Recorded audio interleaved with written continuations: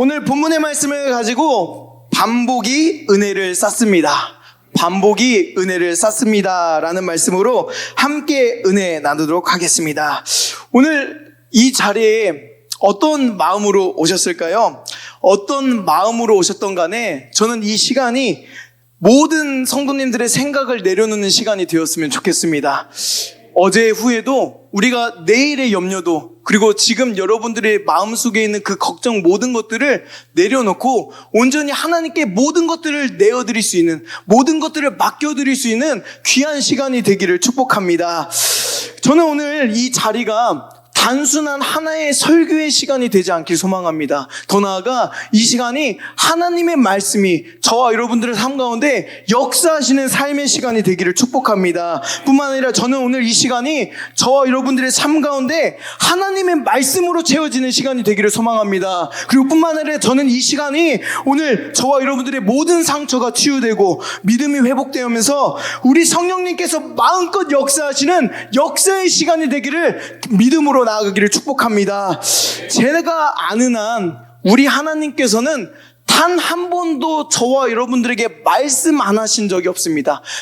제가 아는 한 우리 하나님께서는 저와 여러분들이 예배 자리에 나왔을 때 그냥 돌아가기를 원치 아니하시는 분이십니다. 오히려 우리가 그 말씀을 듣지 않을 뿐이지 오늘도 우리 하나님께서는 저와 여러분들의 그 마음문을 열기 위해서 돌과 같은 그 마음문을 갈기 위해서 오늘도 오히려 애타게 간절하게 하나님의 말씀을 선포해 주실 것인데 지금 이 시간도 우리 하나님께서는 수단 방법을 가리지 아니하시고 하나님의 말씀을 저와 여러분들에게 전달해 주실 것인데 오늘 우리가 사람의 말이 아니라 하나님의 말씀을 받는다는 그 심정으로 마음의 문을 활짝 열고 하나님의 말씀 앞에 나아갈 수 있는 주의 성도들 되기를 축복합니다. 아기가 걸음마를 하는 거를 보신 적이 있으십니까? 이제 제 막내가 이제 셋째가 이제 1년 거의 다 돼가지고 이제 막 서서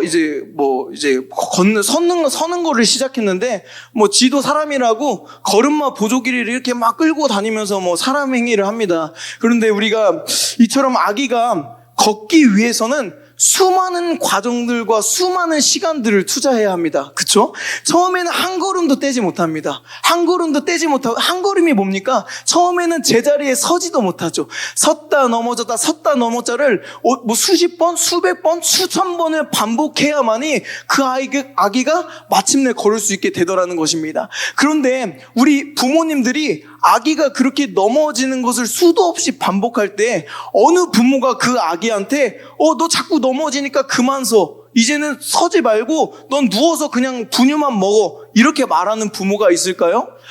제가 아는 한 아마 없을 것 같은데 대답을 안 하시니까 있을 수도 있겠다라는 생각이 드네요. 아마 한 명도 없을 것입니다. 그런데 왜 그런 말을 안 합니까? 우리는 알고 있는 겁니다.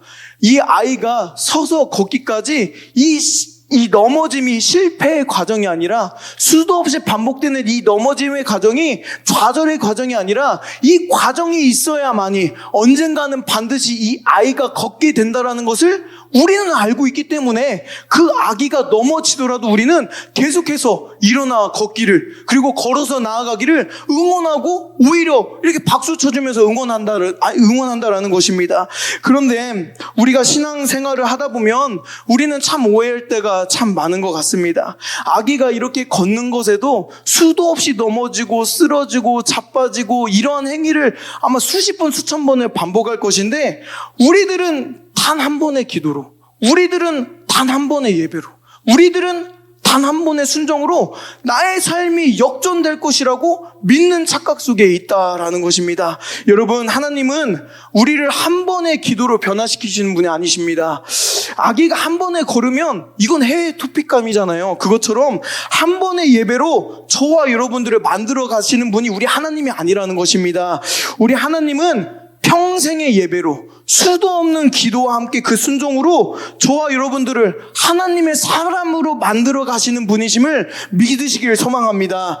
우리 하나님께서 오늘 저와 여러분들에게도 동일하게 말씀해 주십니다. 넘어지는 것을 두려워 말고 다시 일어나 걸어라. 걸음마를 배우는 아이는 자신이 얼마나 넘어졌는지 세지 않습니다. 내가 10번 넘어졌는지 20번 넘어졌는지 자기가 넘어진 그 횟수를 세지 않습니다. 그냥 다시 한번 일어나 걷기를 시도할 뿐입니다. 우리들의 신앙도 마찬가지로 이렇게 돼야 할 줄 믿습니다. 오늘 나의 삶이 나의 기도대로 응답되지 않으셨습니까? 그렇다면 우리는 오늘도 기도해야 합니다. 하나님의 약속이 나의 삶 가운데 이루어지지 않았습니까? 그렇다면 우리는 오늘도 그 하나님의 약속을 붙들고 나아갈 수 있어야 됩니다. 오늘도 내가 순종하였는데 나의 삶이 변화되지 않았습니까? 그러면 내가 더 나의 삶 가운데 하나님을 향한 순종의 결단이 넘쳐나야 된다는 것입니다. 하나님은 우리의 반복을 통해서 역사하십니다. 우리가 반복하는 것이 우리를 변화시키는 것이 아니라 그 반복을 통해서 역사하시는 그 성령님을 경험할 수 있는 은혜가 저와 여러분들의 삶 가운데 넘쳐나기를 축원합니다. 오늘 본문의 디모데전서도 동일하게 하나님의 말씀은 선포됩니다. 디모데전서는 사도 바울이 영적 아들이었던 디모데에게 쓴 서신서이죠. 당시 예배소 교회는 거짓 교사의 가르침 그리고 뿐만 아니라 세상의 유혹으로 막 근간이 흔들리고 있는 교회 가운데 너무나 큰 어려움이 찾아온 상태였습니다. 이런 상황에서 바울은 디모데에게 아주 특별한 명령을 전하고 있습니다. 우리 7절의 말씀입니다. 7절의 말씀 우리 한 목소리로 한번 읽어보겠습니다. 시작.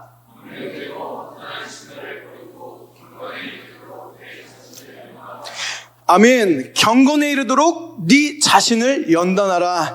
여기서 연단이라는 단어는 우리가 흔히 알고 있는 운동선수가 매일같이 반복해서 훈련한 것에 쓰이는 단어와 동일한 뜻을 가지고 있습니다. 바울은 디모데에게 경건한 삶을 살아갈 것을 먼저 말하지 않았습니다. 무슨 말이냐면 경건에 이르도록 네 자신을 먼저 연단하라고, 먼저 훈련하라고, 먼저 반복하라고 이야기하고 있다라는 것입니다.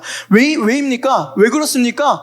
경건은 하루아침에 만들어지는 것이 아니기 때문입니다. 이제 내가 경건해야지 결단한다고 경건한 사람이 될 수 없다라는 것입니다. 기도도 예배도 감사도 훈련입니다. 그래서 우리가 비전 캠프를 하는 이유가 무엇입니까? 물맷돌 비전 캠프를 하는 이유가 이러한 반복된 훈련을 통해서 하나님께 더 나아가기 위함이 이 캠프의 목적이라는 것입니다. 바울은 이러한 훈련들을 통해서 우리 하나님께서 우리 성령님께서 결국엔 나를 경건에 이르도록 만들어 주신다는 것을 믿었기 때문에 사도 바울은 오늘도 디모데에게 이렇게 권면하며 편지를 쓰고 있다라는 것입니다. 오늘 이 바울의 권면이 디모데에게만 전해지는 것이 아니라 이곳에 이 하나님의 말씀을 듣는 저와 여러분들에게 동일하게 선포되어지는 그 말씀이 되기를 축복합니다. 우리는 때론 나 스스로에게 너무나 관대할 때가 참 많은 것 같아요. 내일부터 하면 되지. 내가 하면 금방 할 수 있어. 무슨 자신감인지 모르겠는데 그런데 저를 포함한 저도 그랬습니다. 저를 포함한 내 주위에 이러한 결단을 하는 사람들의 사람들을 그 경험들을 다 종합해 보니까 사람은 절대로 하루아침에 변하지 않습니다. 그러나 매일매일 좋든 싫든 내가 어떠한 행동을 반복적으로 해 나가다 보면 결국 그게 나의 삶이 되어 있더라는 것입니다. 제가 고등학교 시절의 일인데 제 친구 중에 임진혁이라는 친구가 있어요. 제가 실명을 거론하는 이유는 그래야 좀 믿으실 것 같아서. 이 임진혁이라는 친구가 있었는데 그 친구의 별명이 무엇이었냐면 농부였어요. 왜 농부였냐면 진짜로 농부였어요. 그러니까 부모님이 과수원을 가꾸는 친구였어가지고 이제 매일같이 농장일을 하고 농장일이죠. 농장일을 하다 보니까 농부라고 저희가 막 장난스럽게 불렀는데 이 친구의 삶의 패턴이 어땠냐면 학교에 오기 전에 교회가 아니죠. 학교에 오기 전에 등교를 하기 전에 농부 일을 하고 등교를 하고 그 친구는 야자도 안 했어요. 야간 자율학습을 안 하고 방과 후에 다시 가서 농부 일을 하고 주말이면 또 농부 일을 하고 계속해서 그냥 쉬는 날이면 농부 일을 하는 친구였었어요. 그래서 몸은 막 근육이 헬스 근육이 아니라 진짜 단단한 그 실전 근육 있잖아요. 그렇게 팔씨름도 전교 1등이었거든요. 그런 친구가 바로 이 임진혁이라는 친구였는데 그 친구가 고3이 되니까 갑자기 선포를 하는 것입니다. 어떤 선포였냐면 갑자기 자기가 공부를 하겠대요. 그런데 많은 사람들이 비웃을 수밖에 없었어요. 아까도 말씀드렸듯이 이 친구는 공부를 해본 적이 없어요. 왜냐하면 부모님을 도와서 맨날 농장 일을 했기 때문에 공부를 할 여력이 도무지 되지 않았고, 실제로 성적도 제가 다닐 때는 전교생이 300명이 넘었었거든요. 300이 밖에 있는 친구. 그러니까 공부로는 도저히 답이 없는 친구가 바로 이 친구였습니다. 오죽하면 우리가 고3 되면은 담임 목사님께서 이렇게 1:1 면담에 진학 상담을 하시거든요. 그러니까 그 친구가 똑같이 담임 선생님한테도 저 공부하겠습니다, 공부해서 대학교 가겠습니다 하니까 오히려 담임 선생님마저 그 친구를 말릴 정도로. 그런데 진짜 재미있는 것은 이 친구가 아무튼 결단을 하고, 앞서 말씀드린 대로 이제 등교를 하는데 6시에 등교를 했어요.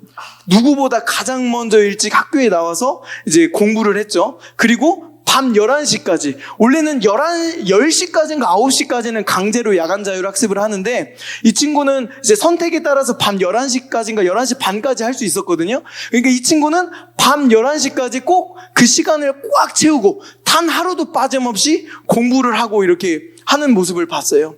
그러니까 그 친구가 고백한 게 3월이었으니까 이제 5월이 되면, 지금도 그러는지 모르겠는데, 이제 전국에 수능 모의고사, 수능이 아니라 수능을 모의로 보는 것을 5월에 우리가 하거든요. 근데 이 친구가 그렇게 2달 동안 진짜 하루도 빠짐없이 공부를 했거든요. 막 비가 예를 학교가 쉬면은 독서실에 가서 공부할 정도로 이 루틴을 한 번도 빠짐없이 했는데, 이 친구가 그래서 드디어 그 5월 달에 모의고사를 보고 몇 등이나 했는 줄 아세요? 그 친구가 무려 300등이 넘었던 친구였잖아요. 근데 그 2달 만에 280등. 전교 280등. 다 이렇게 비웃었습니다. 저도 비웃었고요. 그 친구한테 야 봐봐, 안 된다니까, 하지 마, 시간 낭비야, 지금 해서 뭐해, 너는 그냥 과수원 물려받는 게 너의 그 마지막 그거야, 이렇게 웃으면서 이야기하고 조롱할 정도로 모두의 반응이 그랬어요. 그런데 그 친구는 포기하지 않았습니다. 포기하지 않고 그 루틴을 계속해서 6시에 나와서 공부하고 11시에 들어가고 6시에 나오고, 이거를 그냥 진짜 몸이 아파도 끊임없이 나와서, 그래도 진짜 장점은 하나 뭐였냐면, 농장 일을 했으니까 체력은 장난 아니었거든요. 그러니까 한 번도 빠짐없이 할 수 있어요. 그런데 놀라운 사실은 뭐였냐면, 5월 달에는 280등이었는데 우리가 달달이 계속 이제 나중에는 계속 시험을 보거든요. 그 시험을 볼 때마다 280등이었던 그 등수가 200등이 되고 100등이 되고 50등이 되고, 그리고 10월 달에 저희는 또 그 전국 모의고사를 쳤거든요. 그 10월 달에, 9월 달인가 10월 달에 그 친구가 결국 전교 2등을 하게 되는. 멋있죠? 근데 마침내, 그리고 대학교는 어디로 갔냐면 건국대 수의학과를 갔어요. 그래서 제가 건국대 수의학과 건물을 들어갈 수 있는 기적을 누리게 되는 그런 사건이 있었습니다. 신앙도 똑같습니다. 처음에는 기도가 너무 어색하고 성경이 너무나 어렵고 예배 시간에 이렇게 엉덩이 붙이는 것조차 너무나 힘들 때가 있습니다. 그 친구도 처음에 공부가 얼마나 어려웠겠습니까? 근데 공부를 잘해지고 나니까 아마 주위 사람들이 이런 말도 하더라고요. 저 친구는 원래 머리가 있었어. 공부 머리가 있었는데 환경 때문에 어쩔 수 없이 공부를 안 한 거야. 근데 진짜 아닙니다. 왜냐면 게임을 같이 해도 이 친구한테 게임을 제가 설명해 주느라 30분 이상을 써야 돼요. 그러니까 이 친구는 그냥 진짜 몸만 좋은 멍청이였어요. 그 정도로 그런 무식하고 힘만 센 친구였는데, 그랬던 친구가 자신의 삶 가운데 이런 공부의 루틴을 세워서 1년도 아니죠. 그 1년밖에 안 되는 시간을 투자했는데, 어느 순간 그 몸만 센, 몸만 튼튼한 그 멍청이 친구가 이제는 모든 사람들에게 똑똑한 친구로 기억되는 기적이 일어났다라는 것입니다. 갈라디아서 6장 9절의 말씀을 보시면 우리 하나님께서 이렇게 말씀하십니다. 우리 한 목소리로 읽어보겠습니다. 시작.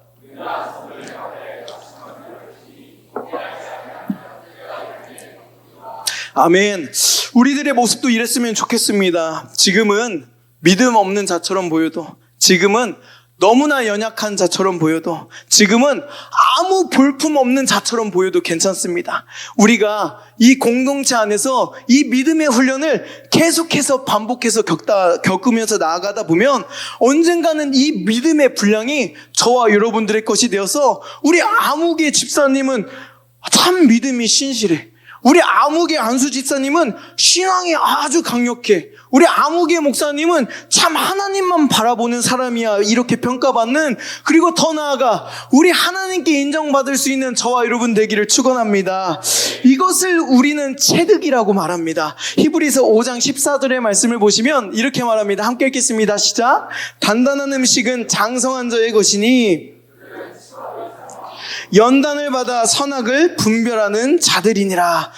연단을 받아야 장성해집니다. 단단한 음식은 우리 아기들은 먹을 수가 없습니다. 장성한 자의 것이죠. 연단을 받아야만이 방금 본문의 말씀처럼 선악을 구별하는 힘이 생기고 영적으로 장성해진다라는 것입니다. 한 번 듣고 깨달아지는 것이 아니라 반복적으로 훈련해야만이 그것이 나의 것이 되어서 나의 삶 가운데 적용하며 나아갈 수 있다라는 것입니다. 말씀도 분명히 그렇습니다. 성경을 한번 보십시오.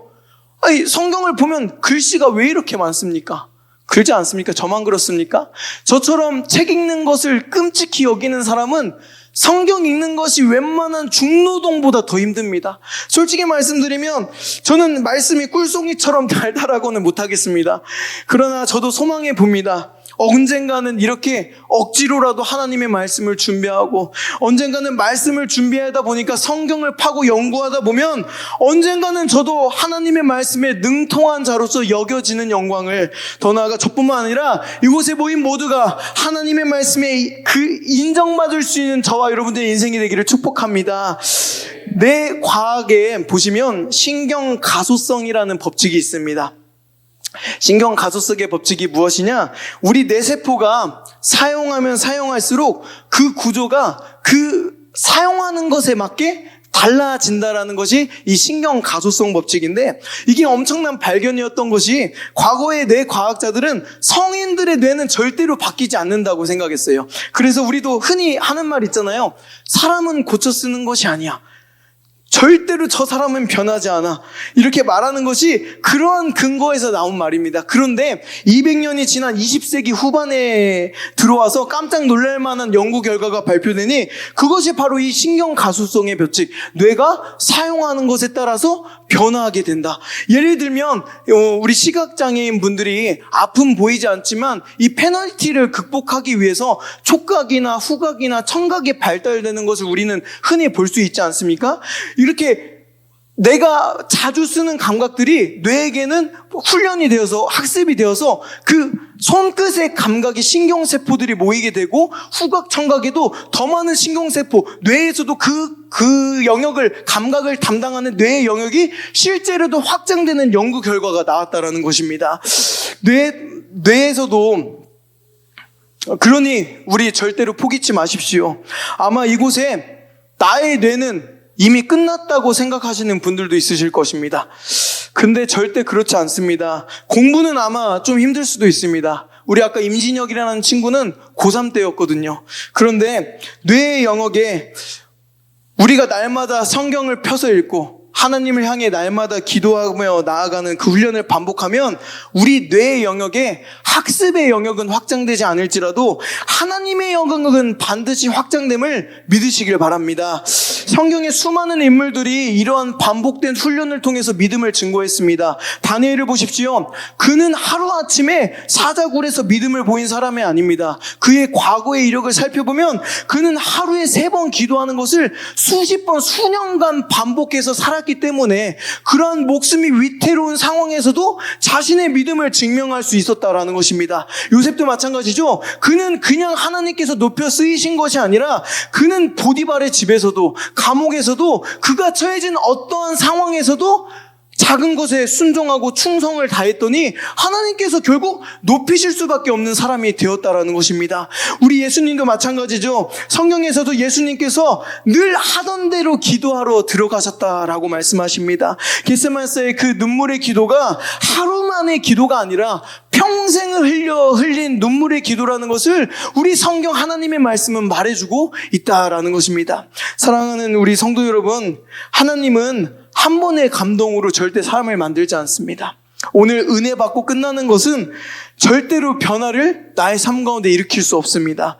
오늘 은혜 받으셨다면, 아니 혹은 그간 은혜를 받으셨다면 반드시 삶 가운데 적용하여 그것을 반복의 훈련의 시간을 통해서 나의 것을 만들고 우리 하나님께서 역사하시는 삶이 저와 여러분들의 인생이 되기를 축복합니다. 나무가 자라는 소리를 들어보셨나요? 없으시죠? 다행입니다. 나무를 자라는 소리를 우리는 들어본 적 없습니다. 그런데 나무가 안 자랍니까? 아니요, 자라고 있습니다. 우리의 영도 마찬가지입니다. 기도를, 말씀을, 순종을 우리가 삶 가운데 반복해서 이행하고 있다라면 반드시 저와 여러분들의 삶 가운데 보이지는 않지만, 우리는 느낄 수는 없지만 하나님께서 이미 역사하고 계신다라는 것을 믿음으로 나아가는 저와 여러분 되기를 축복합니다. 우리 재미있는 돈 이야기 한번 해볼까요? 우리가 부자가 되기 위해서는, 어때요? 벌써 재밌죠? 우리가 부자가 되기 위해서는 복리의 원리를 잘 이해해야 합니다. 복리가 뭡니까? 쉽게 말해서 내가 넣은 이자가 붙는, 쉽게 말하면 이게 복리이지 않습니까? 처음에는 별 차이가 없어 보이는데 이것이 시간이 지나면 지날수록 처음에는 이거밖에 차이 안 났는데 끝에는 셀 수 없이 벌어지는 그 차이를 보이는 게 이 바로 복리의 원칙입니다. 요즘 많은 사람들이 있는 아주 작은 습관의 힘이라는 그 자기개발 저서에서도 이 복리의 원리를 삶 가운데 적용해서 이야기하는데, 거기서 저자는 매일의 작은 습관은 눈에 띄지 않지만 시간이 지나면 결국 인생을 바꾼다라고 말하고 있습니다. 성경에서도 우리 하나님께서는 이 영적인 복리의 능력을 말씀하십니다. 주야로 묵상하라, 범사에 감사하라, 쉬지 말고 기도하라, 경건에 이르도록 네 자신을 연단하라. 오늘 드린 기도 위에 내일의 기도가 쌓입니다. 오늘 드린 저와 여러분들의 그 순종 위에 내일의 순종이 쌓입니다. 오늘 읽은 저와 여러분들의 그 하나님의 말씀 위에 내일 하나님께서 약속하신 그 말씀이 쌓입니다. 오늘 본문의 8절의 말씀입니다. 8절의 말씀 한 목소리로 읽어보실까요? 읽겠습니다. 시작.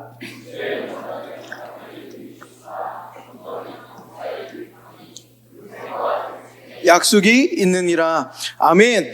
육체의 연단은 약간의 유익이 있으나 경건은 범사에 유익하니.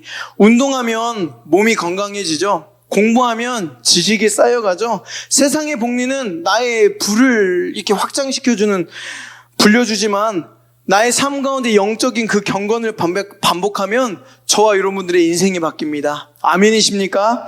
하나님의 복리는 사람을 변화시키는 기적을 일으키심을 믿고 그 기적의 주인공이 저와 여러분들의 삶이 되기를 축복합니다. 사실 저는 그 은혜의 복리를 경험한 자 중에 한 명입니다. 요즘 참 감사한 것이 제가 뭐 잘났다, 뛰어나다 그게 아니라 그래도 사람 구실을 한다는 것에, 그래도 사역자 구실을 한다라는 것이 참 감사함을 느끼는 요즘입니다. 저는 참 우리 자녀들이 걱정이 하나도 없는 것이, 제가 중학생 때, 고등학생 때, 제가 대학생 때를 생각해 보면 이들은 정말 저보다는 훨씬 더 정상의 사람들입니다.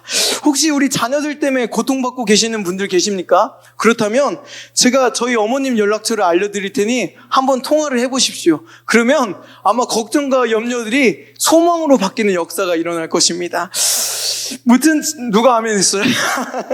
무튼 제가 왜 이렇게 요즘 감사하냐면, 아무래도 요새 캠프 준비로 이렇게 준비할 것들이 참 많지 않겠습니까? 그래도 이제 또 연합해서 하는, 어떻게 보면 첫 캠프다 보니까 이제 많은 교회들이 모여서 회의도 하고 이야기도 나누는 시간들이 참 많은데, 참 감사하게도 제가 경험이 많다 보니까 우리 담임 목사님께서 그 회의의 주최자로 세워주셔서 제가 그 회의 가운데 뭔가 말을 해야 되는, 소리를 높여야 되는 경우가 참 많이 있습니다. 교회들의 입장도 들어야 되고요. 그때마다 때로는 어떠한 컴플레인을 들어서 그것에 대응해야 될 때도 참 많습니다. 그래도 참 감사한 것이, 그런 이야기를 들을 때마다 제가 드는 생각이, 저것도 문제가 될 수 있구나, 저것도 컴플레인이 될 수 있구나라는 생각을 참 많이 합니다. 예배에 집중하기 위해서 핸드폰을 걷는 것이, 캠프에 전념하기 위해서 학원을 빠지는 것이, 예배 시간에 음식을 먹지 않는 것이, 이러한 등등등 이러한 것들에 대한 걱정과 염려들을 하는 교회들을 보면 그 교회들을 욕하는 것이 아니라 참 너무나 감사하다. 내가 우리 교회를 만난 것이, 우리 담임 목사님을 만난 것이 나도 모르는 사이에 영적인 수준이 이렇게 확 높아져 있구나라는 것을 깨달을 때마다 참 감사함을 고백할 수밖에 없다라는 것입니다. 어찌 저뿐만이겠습니까? 우리 자녀들도 이 부분에 대해서 하도 훈련이 되어서 캠프 기간에 아무런 불평불만 하나 하지 않습니다. 그런데 제가 처음부터 이러한 영적 기준을 가지고 있었겠습니까? 아니죠. 10년 전에 제가 우리 교회에 처음 왔을 때를 제가 오늘 말씀을 준비하면서 한번 떠올려 봤는데 참 끔찍했던 것이, 첫 출근하는 날, 첫 만남 말고 첫 출근하는 날 제가 어떠한 복장으로 사무실을 왔냐면 후드티를 입고 찢어진 청바지를 입고 첫 출근을 했습니다. 아직도 저는 그 수석 목사님과 담임 목사님의 그 표정을 잊지 못합니다. 뿐만 아닙니까? 우리 자녀들이랑, 제가 예전엔 중고등부 사역을 담당했었잖아요. 그때 우리 자녀들이랑 친해진다고 PC방도 갔다 왔어요. 그것도 걸려서 된통 혼났고요. 또 하나 있는데, 제가 아직 신학교를 다닐 때 우리 교회에 왔었거든요. 그래서 우리 우리 교회에 와가지고 새벽 예배를 드리고 이제 신학교에 다시 가야 되는 일들이 참 많았어요. 근데 참 감사하게도 우리 수석 목사님께서 새벽 예배가 끝나면 저를 고속버스 터미널까지 이렇게 차로 픽업을 해주셨어요. 너무나 감사한 일이잖아요. 그런데 참 모자랐던 놈이, 그냥 제가 하필 그 겨울이었나 봐. 목도리를 예배 드리는 자리에 놓고 갔던 거예요. 그러면 그냥 나중에 교회에 와서 찾으면 되잖아요? 이 멍청한 놈이 수석 목사님께 메시지를 보내서, 지금 벌레 보듯이 쳐다보는 분들 많으신데, 메시지를 보내서 제가, 목사님, 제가 목도리를 놓고 왔으니 챙겨주세요도 아니야. 그 목도리를 제 사무실 자리에 올려놔주세요 라고 보냈던 놈이 바로 저입니다.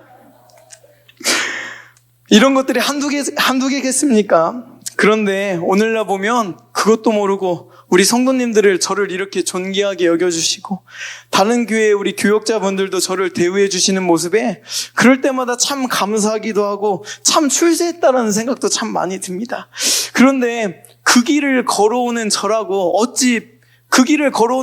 뿐만 아니라 함께 걸어온 여러분들이라고 어찌 그 길이 평탄하고 만만하기만 했겠습니까? 사실 깨지기도 수십 번이었겠죠. 부서지기도 수백 번이었겠죠. 지금은 이해가 가지만 그때 당시에는 이해가 가지 않는 것이 너무나 많았거든요. 하지만 하나님의 말씀도 이해 안 되는 제 수준에 어찌 우리 담임 목사님의 말씀이 이해가 됐겠습니까? 왜 이렇게까지 예배를 치밀하게 숨막히게 준비를 해야 되지? 일어나지도 않을 그 가설들을 세워가면서 A경우, B경우, C경우를 세워가면서 이 모든 것들을 왜 대비하고 준비를 해야 되지? 예배 가운데 이러한 사소한 실수 하나, 이것 때문에 내가 왜 이렇게 혼나야 되지? 이렇게 혼나고 책망받는 것이 당연한 삶인가라는 제 마음 가운데 한편에 지금은 말도 안 되는 생각이지만 그때 당시엔 있었다는 것입니다. 그런데 어쩌겠습니까? 절이 싫으면 중이 떠나야 하고 교회가 싫으면 교역자가 떠나야죠. 안 떠날 거면 따라야 하지 않겠습니까? 처음에는 이게 제 능력대로 되지 않으니까 그냥 하루 종일 교회에 붙어 있었습니다. 뭐 밤이 되든 뭐가 되든 어떻게든 실수하지 않기 위해서, 이해하기 위해서 교회에 막 계속 붙어 있었습니다. 그리고 뭐 어떤 행사를 준비하게 되면, 이처럼 캠프를 준비하게 되면 그 기간 동안 잠 한숨을 제대로 자지 못했습니다. 무조건 순종하고 무조건 아멘하고 이해가 되지 않아도 무조건 고고했더니 지금은 너무나 감사하게 그나마 이렇게 사람 구실하는, 이렇게 사역자 구실한 사람이 되어 있더라는 것입니다. 말씀을 맺겠습니다. 아무것도 변하지 않았다고, 아무것도 달라진 것이 없다라고 우리는 생각하고 살아가는데, 잘 생각해 보십시오. 지금 나의 삶을 되돌아보면 참 많은 것이 달라져 있고 참 많은 것이 변해 있다라는 것을 알 수 있습니다. 절대로 영적인 그 반복은 저와 여러분들의 삶을 배신하지 않습니다. 여기 산 증인들이 가득하지 않습니까? 절대로 영적인 성실은 저와 여러분들의 삶을 절대로 배반하지 않습니다. 왜냐하면 하나님께서는 반복하는 사람을 절대로 포기치 않으시는 분이시기 때문입니다. 오늘은 어찌 보면 보잘것없어 보이는 작은 순종일지 모르겠습니다. 그러나 그 반복되는 순종들이 저와 여러분들의 삶 가운데 쌓여서 결국 여러분들의 그 성품을 바꾸고 여러분들의 가정을 바꾸고 사명을 충분히 감당할 수 있는 하나님의 사람으로 세우신다라는 것을 믿으시길 소망합니다.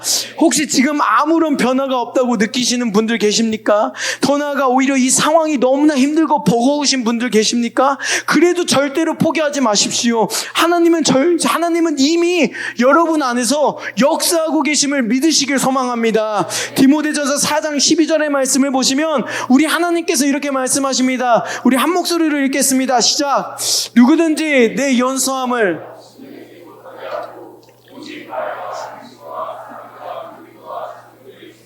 믿는 자에게 본이 되어 믿는 자에게 본이 되라. 본이 되는 사람들은 절대로 하루아침에 만들어지지 않습니다. 우리 울산 성전이 하루아침에 만들어졌습니까? 아니죠. 반복되는 그 경건이 쌓일 때 하나님의 사람은 그 사람을 결국 믿음의 본으로 세워가실 줄 믿으시길 소망합니다. 빌립보서 1장 6절 마지막으로 읽고 우리 말씀을 마무리하겠습니다. 함께 읽겠습니다. 시작. 너희 안에서 착한 일을 시작하시니가 우리는 확신하노라. 아멘. 변화는 내가 억지로 만드는 것이 아닙니다. 시작하신 분이 우리 하나님이기 때문에 이루시는 분도 우리 하나님이십니다. 변화는 눈으로 느껴지는 것이 아니라 은혜 안에 쌓여가는 것입니다. 그리고 하나님 안에서 쌓인 것들은 절대로 결탄코 헛되지 않음을 믿으시길 소망합니다. 이 시간 우리 함께 이 믿음의 결단을 찬양으로 고백하며 나아가기를 소망합니다.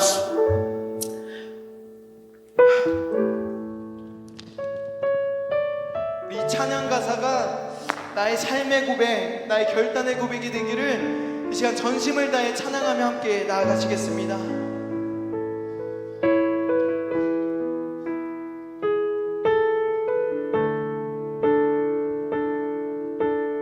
언제나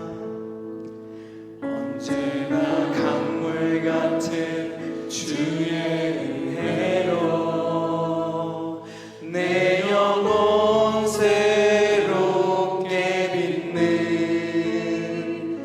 창조의 하나님이 나의 아버지.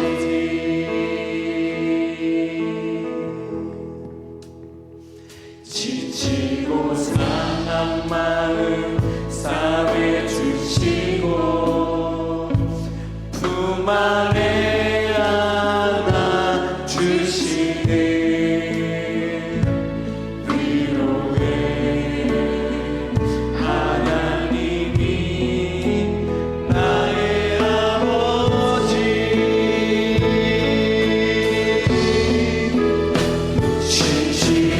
진실하신 하나님이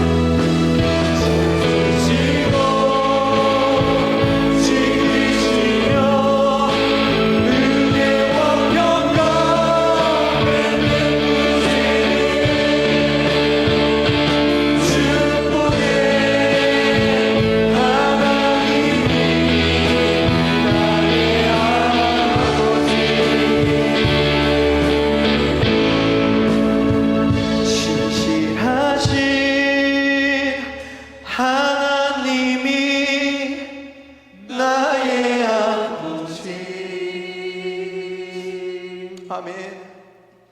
실수하지 않으시는 하나님